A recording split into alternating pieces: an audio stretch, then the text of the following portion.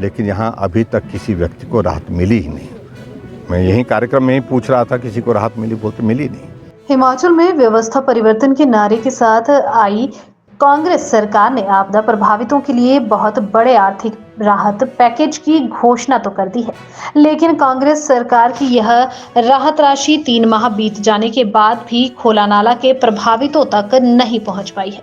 यह आरोप बुधवार को नेता प्रतिपक्ष व पूर्व मुख्यमंत्री जयराम ठाकुर ने अपने गृह विधानसभा क्षेत्र के खोला नाला पंचायत में आपदा प्रभावितों से मिलने के उपरांत लगाए हैं। श्राद्ध विधानसभा क्षेत्र के अंतर्गत जिन पंचायतों में ज़्यादा नुकसान हुआ है उसमें से एक पंचायत ये खोला नाल भी है, और विशेष तौर से ये खोला नाल का गांव पूरी तरह से तबाह हुआ है। लोगों के घर चले गए, लोगों की ज़मीन चले गई, सरकारी भवन बनेंगे वो भी चले गए, लोगों की पशुशाला चले गई, पशुधन चला गया।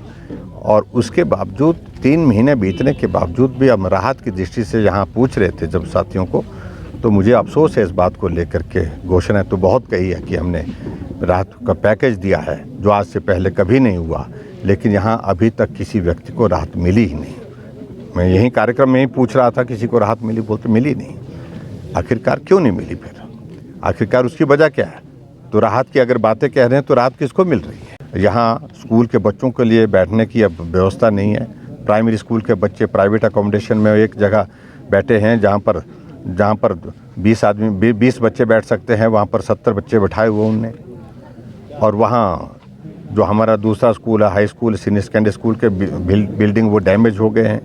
एग्जामिनेशन सेंटर कहाँ हो पाएगा, ये बहुत बड़ा चिंता का विषय बना हुआ है। स्टाफ की शॉर्टेज यहाँ पर बहुत बड़ी परेशानी बनी है। सारा स्टाफ बदल करके श्राद्ध विधानसभा क्षेत्र का दूर दराज के दूसरे इलाकों में भेज दिया प्रदेश में। तो इस प्रकार से कांग्रेस व्यवस्था परिवर्तन की बातें कर रहे हैं और लोगों की समस्याओं का समाधान करने के लिए जिस सरकार को चुना गया है प्रदेश की जनता द्वारा, उनकी समस्याओं को और बढ़ाने का काम कर रही है।